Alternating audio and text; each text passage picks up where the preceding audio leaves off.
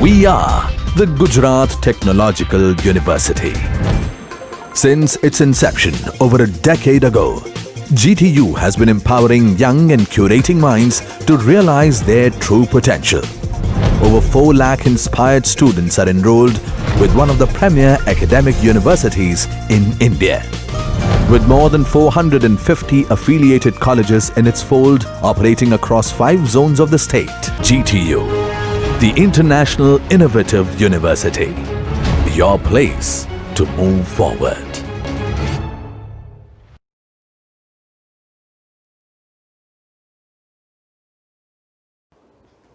Hello friends, today's subject is Power System Planning and Design, having code 2180903, and today's topic is Design of Distribution System.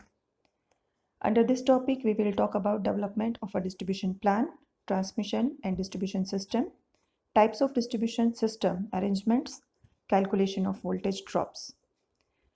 For these topics, the book I have referred is Electrical Power System Design by M.V. Deshpande. So let us start. We know that the power system is nothing but it is integration of generation, transmission, distribution and utilization. Here you can see that in this picture generation system is indicated by red color. The transmission system is indicated by blue color. The distribution system is highlighted by green color, and the utilization is highlighted by black color. So from this whole power system, today we will focus on distribution system. So let us start again. Now, how to develop a distribution plan? What we should take under consideration while we think about development of a distribution plan. So normally when designing and developing distribution plan for a particular area, mind well, particular area will affect a load. The main points to be considered are service conditions, electrical design, mechanical design, and cost per kilometer of distribution lines and cost per consumer. The service conditions will include load to be served, density of customers, length of lines, points of supply. The electrical design will include voltage of supply, voltage regulation at the customers, operation of the system, and the mechanical design will include poles and spans, hardware and guying, wires and clearances, installation of transformers and substations. Let us talk about each and every in a little bit brief. Analysis of service conditions. It involves the study of load, type of load to be supplied, density of consumers, points available for supply of electrical distribution lines, determination of the length and total load on the lines, street and road layouts, layout of distribution lines along the roads, topology of the country, etc. Here the type of load means it may be under various categories, like it could be a residential load, which is also known as domestic load. It could be commercial load, industrial load, municipal load, or traction load. So while we do analysis of service condition, we have to think about all these criteria. The next point is electrical design. So what we have to take under consideration while we think about electrical design of a distribution plan. The distribution may be subdivided mainly into primary distribution system, distribution transformers, secondary distribution, and consumers service connections. The electrical design will involve choosing the distribution voltage for primaries, size and location of distribution transformers and their accessories. That means necessary protection should be provided based on expected operating characteristics of transformer. Types of distribution system for primaries and secondaries, allowable voltage regulation on load, length of the lines, the size of the conductors used for the distribution system, Now, additional of voltage regulating devices is sometimes necessary for control. These voltage regulating devices will come in a picture whenever the voltage of end user will not be uh, minimum required value or minimum required voltage. In other words, we can say that if voltage regulation of a particular system will be violated, then additional voltage regulating devices will be required. Protective equipment should be properly chosen while we think about electrical design. Arresters, grounding methods, spacing of wires, and insulation level to be used for the lines should be properly chosen. The next is mechanical design. The mechanical design includes the choice of wire size, clearances, spacing of wires, resultant loading of structure, selection of pole height, span length, hardware and support, gauge, dead and clamping arrangements. Cost comparison, the last one. Different possible distribution plans, including sub-transmission, primary distribution, and secondary distribution system, and their combination should be compared, and the most economical plan should be adopted, which is suitable to the individual case. Now, for this, there is no specific rule is there. Each is a separate problem by itself, and the combined result of all variables should be considered to find the final economic feasibility of a particular plan. This means that uh, depending on the area to be served, the plan, distribution plan could be, we could adopt different distribution plan, and according to our requirement, we can opt any one of them.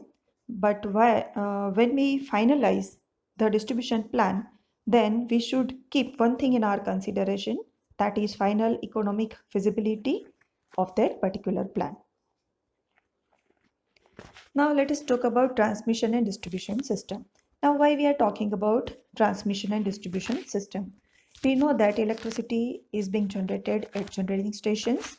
It is given to the transmission system which carries power from lower voltage level, that is the voltage level at which the electricity has been generated, and at it transmit or carry the power at a higher voltage level to the distribution system. So function of transmission and distribution system is to take up power to the consumers from the source of power generation as economically and as conveniently as possible. If high voltage transmission is there, the generation voltage is stepped out up to the transmission voltage with the help of transformer. Here, the choice of voltage depends on the distance of transmission and the amount of power to be transmitted. In the large power system, the distribution will be affected directly from the transmission substation but would need sub-transmission lines also to reduce the voltage to distribution system voltage level in stages.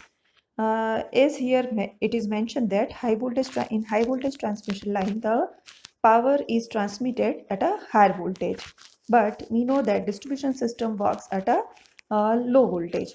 So in between, sub-transmission system will be required, which will step down the transmission voltage to a sub-transmission level. From transmission substation, power would be taken to a sub-transmission substation at voltage less than the transmission voltage. Here, the voltage is chosen by economic consideration for particular system depending on the distance and the load. Power would be taken from the sub-transmission station to distribution substation by means of primary distribution or feeders. Now, one thing should be clear to everyone, that sub-transmission system might be there, might not be there. It will depend on the voltage level of a transmission system. If the voltage level of a transmission system is high, then sub-transmission system will be part of the system about which we are talking. And if the transmission voltage, the voltage of a transmission system is not that much high, which required, or with that level we can omit the sub-transmission system, then the transmission system will be there and then after immediately distribution system will be there. At this stage, now the distribution will start. Primary distribution may take place to supply few large loads such as industrial loads in the area at high voltage. Normal industrial load requires higher voltage, that means 11 kV or 3.3 kV, which forms the primary distribution circuit. The subtransmission substation step down the transmission voltage to primary distribution levels. The distribution transformers are located at distribution substation to change the primary distribution voltage to the secondary distribution voltage. The distribution substations are the feeding points for the secondary distribution system. The distributors are run from the distribution substation for feeding points. These are conductors. That means distributors are the conductors which are tapped to supply the various loads of the consumers by service mains. That means the load is connected with the distributors through service mains. The general arrangement indicating the basic parts of a distribution is shown here. You can see here that transmission substation is there, which is mentioned at a lower part of the figure. Then primary feeder is there. Primary feeder is connected with the distribution substation, and a distributor comes out from the distribution substation, and with help of service mains the consumer is connected with the distributor. Now how this distribution system is being arranged. Distribution system mainly consists of two parts. First is the primary distribution system. This would be the circuits supplying power at high voltage to large consumers such as industrial consumers or to distribution substation. And the second is secondary distribution system. This would take the power to consumers such as domestic consumers at distribution voltage. This distribution system can be classified as follows, or we can arrange the distribution system in three ways. The first is radial system, the second is parallel or loop system, and the third is network or grid system of discussion. A brief discussion of these three is here. The first is radial system. The figure shows radial distribution system. A subtransmission substation supplies the primary distribution system feeders radiating from the substation bus. So in figure you can see there is a transmission substation and a substation bus is there. The primary feeder is radiating outside from the substation bus and a circuit breaker is there. They feed the distribution transformer of substation which step down the voltage to distribution voltage and supply various loads through the distributor. So after circuit breaker, a primary feeder is there, then after a fuse is there, and a distribution transformer is there which step down the voltage, and through distributor load is connected. Feeders are conductors that are not tapped in between the subtransmission substation and the distribution substation, while distributors are conductors that are tapped throughout at all points when they are laid from substation transformer to various consumers in the area to be served. Primary feeder voltages of 11 kV and 3.3 kV are very normal. The secondary distribution voltages at the consumers is 415 or 240 volt, the system being 3-phase 4-wire. The 3-phase load will be connected between 3 phases, and a single phase load will be connected between any one phase and a neutral. The second is parallel or loop system. Figure shows the parallel or loop system. From the source of supply such as subtransmission substation, feeders are laid in parallel to supply substation from which the secondary distribution of power will be effected. In this system, the circuit returns to the same point so that there is in effect of feeding point only. In case of fault in one part of the circuit, and alternative path is available, giving more reliability than the radial system. The type of system is shown here.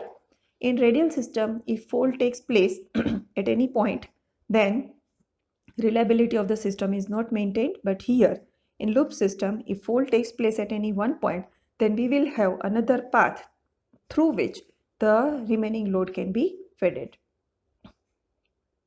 The third is network or grid system of distribution.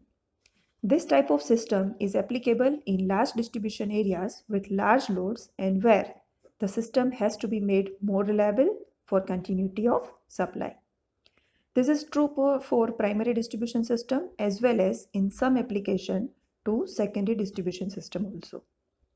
A primary network is a system of interconnected primary feeders supplied by two or more subtransmission circuit through several distribution substation located at intersection points of the interconnected feeders. A network distribution system is also used where loads are heavy as in small crowded commercial areas. The network type distribution system gives the maximum possible flexibility, reliability of the continuity of service and all the advantages of interconnection, such as the best use of the advantage of diversity between loads, etc. The main advantages of network distribution systems are better voltage regulation and less possible outage of consumers, small size of substation required as compared to that required in radial system, better voltage regulation, small length of feeders as compared to radial system, shifting of loads or load growth in the area is possible and can be handled with minimum changes with the network distribution system. So up to this, we talked about development of a distribution plan under which we talked that on which conditions or on which factors we have to give our focus. There were service condition, electrical design, mechanical design and economy of the distribution system. Then after we talked about transmission and distribution system, how but obvious these two are interconnected with each other, and we also talked that when sub-transmission system will be part of the system and when it will not. Then after we talked that how the distribution system can be arranged. Mainly three types are used. First is radial system, parallel and loop system, and the last is network or grid system. Depending on the location, the one out of these three will be selected. Now let us talk about the calculation of voltage drop and voltage regulation. So now we are at the point of a distribution system where the load is connected with the system, and but obvious load is connected with the system with help of service mains, and through service main it is connected with the distributors. So distributors are conductors that are tapped for supplying loads to consumers. The main requirement of these conductors is to supply power to consumers at a rated voltage within the permissible voltage variation. That is, the voltage at the last consumer connected across the distributor should not fall below the minimum prescribed value. The distributors are fed from the feeding point or substation. The types of load on the distributors are concentrated load at various points of tapping of the service mains. If the loads are uniformly distributed, for example, street lighting loads of equal sizes at equal distances, they may be represented as uniformly distributed load per unit length of the distributor. The voltage drops that occurs due to such loads can be worked out, and the voltage at the terminals of the last consumer can be found out. The voltage drop due to loads at the various points on a single phase AC distributor can be worked out considering the effect of resistance as well as reactance of the conductors, because we are working with a AC system. We are talking about AC system. That means reactance will come in a pictures. So now let us try to understand how the voltage drop of a system can be calculated and how the voltage regulation can be calculated of a given system. So here one distributor is given.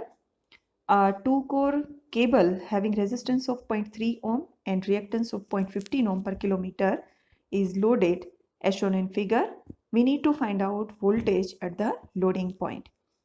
Now, one thing the student should take care is in which terms the ohmic values are given. See here, resistance and reactance of a cable is given having unit ohm per kilometer in both the cases. So ohmic value of a cable is per kilometer, right? Now let us see the diagram. The distributor is AE having tapping at point B, at point C and at point D. The total length of this distributor is 1 kilometer, that is 1000 meter, and the length of section AB is 200 meter, of BC is 200 meter, of CD is also 200 meter, and the length of section DE is 400 meter.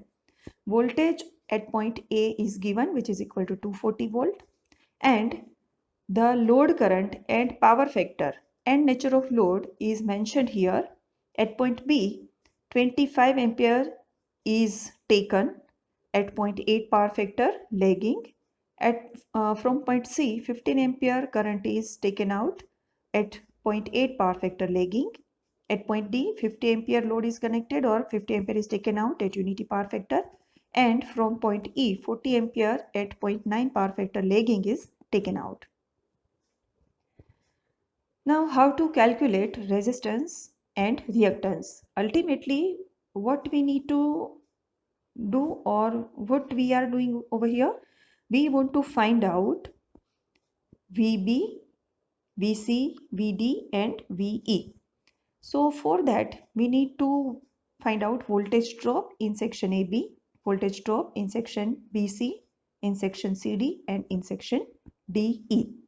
Now, what is voltage drop in AC system? Voltage drop in AC system is equal to current into the impedance of that particular section. So here also we require to find out the impedance of different sections. Now, how to see here, the ohmic value of resistance and reactances are given in terms of ohm per kilometer.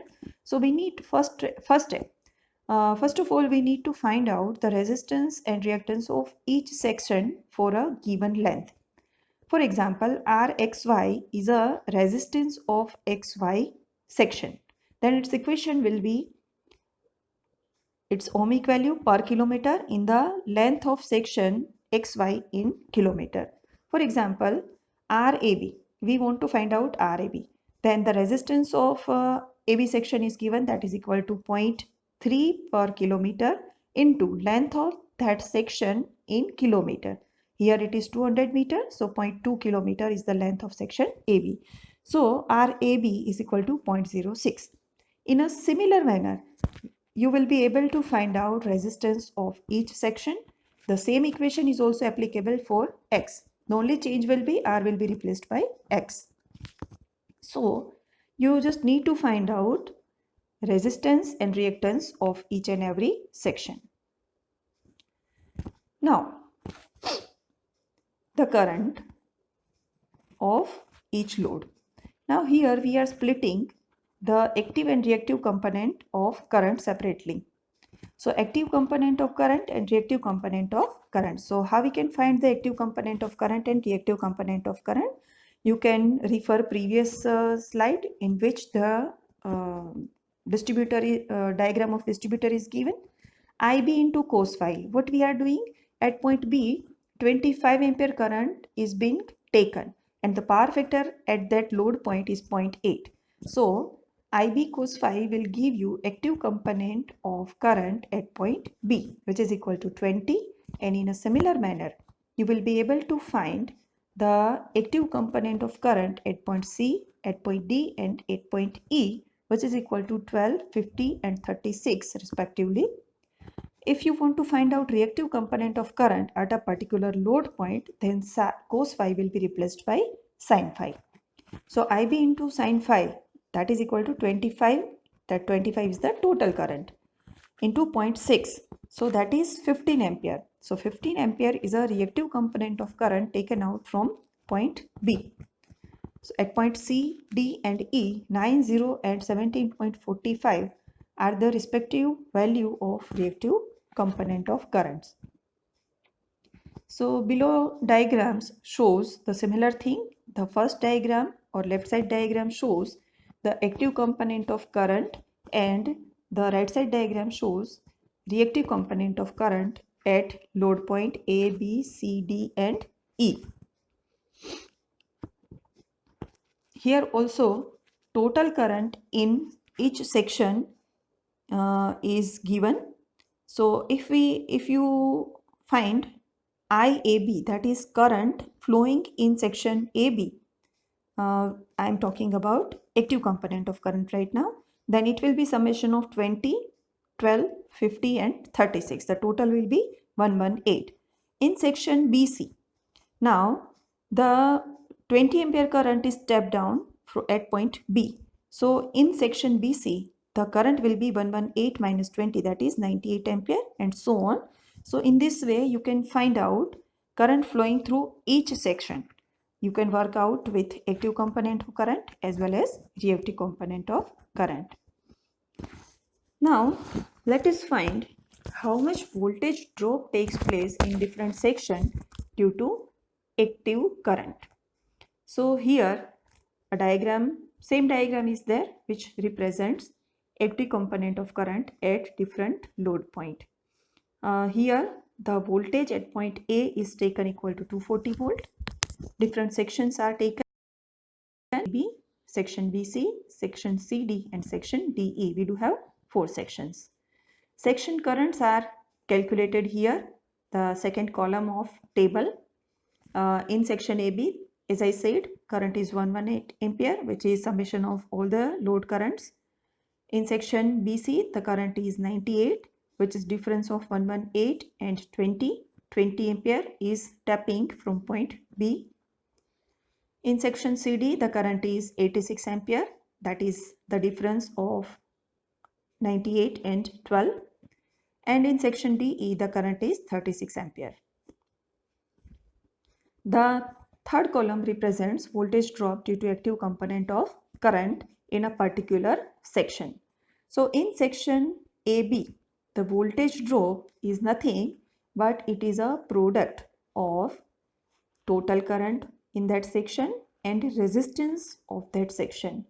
Mind here, we are talking about voltage drop in a particular section due to active component of current only. In section BC, the voltage drop is current of that section into resistance of that section, that is 98 into 0.06. 98 is the value of current flowing through section BC and 0.06 is a resistance of section BC. So the answer is 5.88. In the similar manner, you can find voltage drop in section CD and DE. Now, how much is the voltage drop up to load point? Last column of this table. The voltage drop can be calculated. We know that VA is at 240 volt. Now, at point B, the voltage drop in section AB is 7.08. The third column of we are taking values from third column of this table. At point B, total voltage drop is the voltage drop in section AB and voltage drop in section BC.